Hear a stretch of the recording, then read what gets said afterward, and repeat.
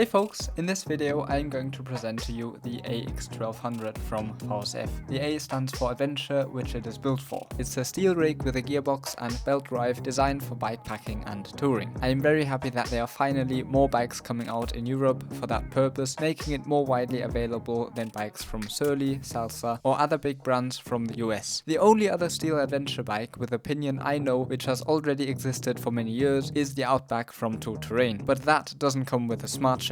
I first saw the AX-1200 on an article from Cycling About. I tried to find more information about it, but without success. Then I was on this year's Eurobike, and sure enough, there it was, and also another version, the more affordable AX-1000, about which I also made a video. So if you are interested in this bike but only want to spend half the price, be sure to check that out as well. The bikes aren't officially out yet and will be launched sometime next year, which is why I can't give you any information about the geometry and measurements. Also, maybe the configurations and specs and even geometry on the ones they presented and I filmed at the Eurobike aren't final and might change. As in all of my videos, I made chapters so you can skip to the parts which interest you most. This video isn't sponsored in any way and these are my honest opinions. So let's get started. The AX-1200 is the higher end version of the two, the main difference being the pinion smart shift and the many carbon components. The bike will cost 6,000 euros, weighing 11.5 kilograms, and as far as I know, it won't be customizable. There will be 4 different sizes available: 39, 43, 47 and 51 centimeters. Now to the specifications.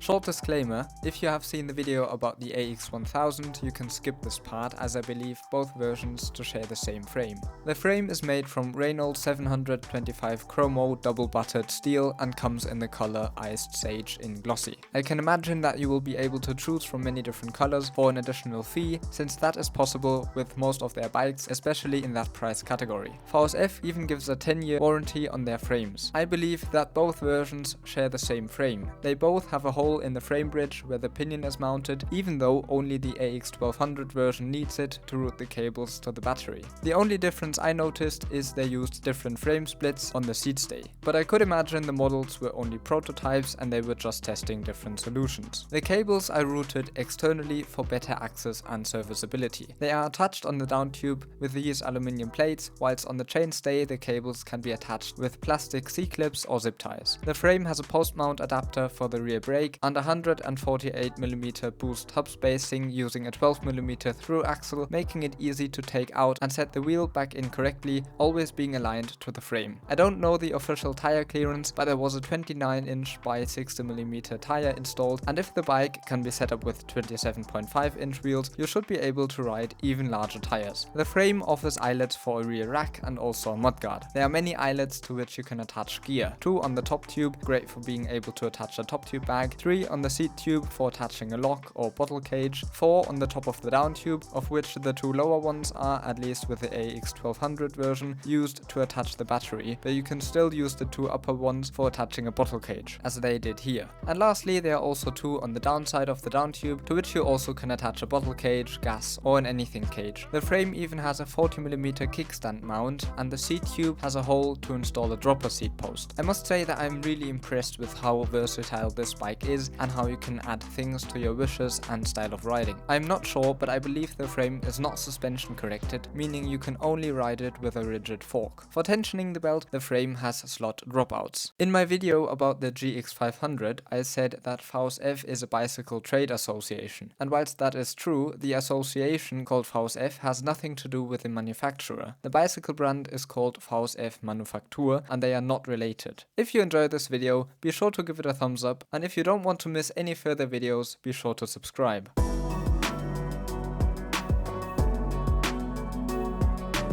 The AX-1200 comes with a tapered Columbus carbon Futura adventure fork, which has a hub width of 110mm boost and uses a 50mm through axle. On both sides of the fork there are 3 eyelets set at an angle to which you can mount up to 3 kilograms per side. It offers internal cable routing for the brake hose and also for the light cable in case you want to use a hub dynamo. That is great because if you want to attach anything cages, these aren't in the way. The internal light cable routing is a bit of a mystery to me. Columbus states that it is possible to route it it internally, but I couldn't find the exit hole. Interestingly, the AX-1200 frame didn't have a hole in the down tube as the AX-1000 version has, which it needs in order to lace the light cable to the rear. I tried to contact Columbus multiple times, but they sadly never replied, so if you know the answer, please let me know in the comments. I might have just not looked close enough and missed it. If you decide to add a light, you aren't able to attach it to the fork since it doesn't offer a mounting point, and you will have to attach it to your handlebar. The maximum tire size is 29 by 3 inches, and I don't believe you are able to attach a mudguard. The only mudguard that I can think of which would work are the SKS VeloFlex 65, which can fit tires up to 29 by 60 millimeters and don't require any mounts. Special about the dropouts is that you can take them out, flip them and thereby change the rake, or also called offset, between 45 and 50 millimeters. More offset means less trail, and less offset means more trail. The longer the trail, the more stable your bike will be, so you should go with the 45 millimeters when going on tour. Whereas when you want to use the bike without much luggage on a day ride and want it to be a bit more playful, you should use the 50 millimeters.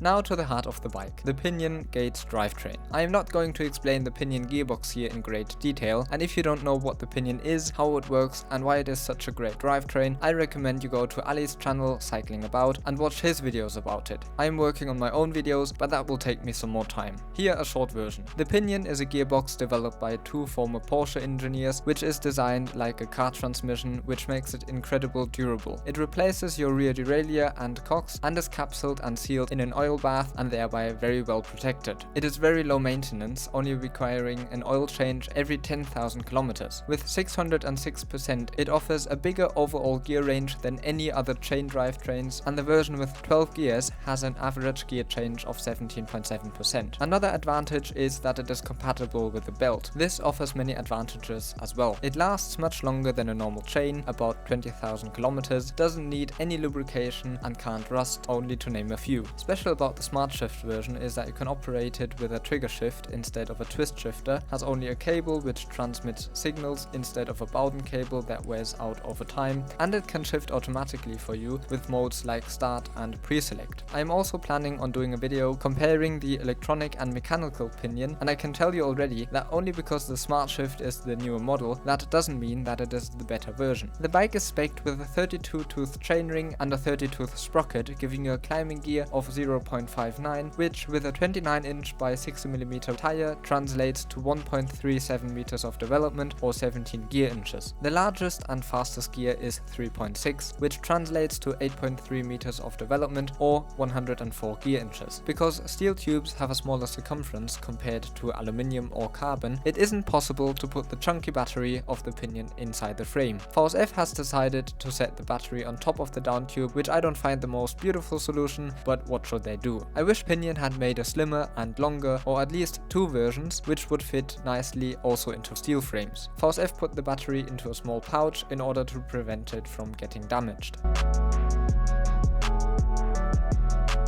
The wheels are built up with the original pinion hubs, front and rear, which are made by DT Swiss. The free wheel therefore uses the star ratchet system, in this case with 36 teeth, which offers an engagement angle of 10 degrees. With the star ratchet system, it is very easy to work on the hub because you can take the free wheel body apart and service it without any tools. The hubs have very thick and durable hub flanges and use rotors with a 6-bolt standard, not center lock. The wheels use 32 2mm Nero spokes in a 3-crossed spoke pattern and Newman Advanced SL A30 tubeless ready rims. They paired these with some 29 by 60mm Schwalbe Racing Ray in the front and Racing Ralph in the rear.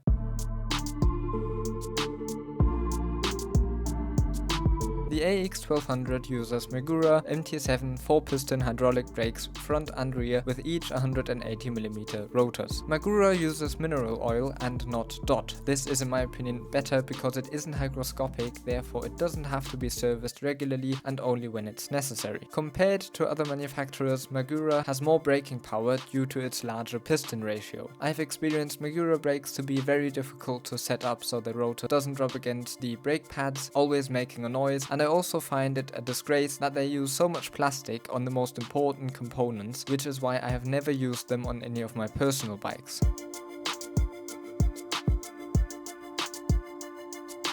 The AX-1200 uses an Acros headset with the lower cup being external. It uses a Newman Advanced SL 760mm wide carbon handlebar which has 8 degrees back sweep and 25mm rise, paired with Escolab 710 ergonomic grips, which is attached with a Newman aluminium stem. The seat post is also a Newman Advanced made from carbon with a diameter of 30.9mm and a length of 430mm. Lastly, the saddle is from Escolab and it comes with some basic pedals from Union.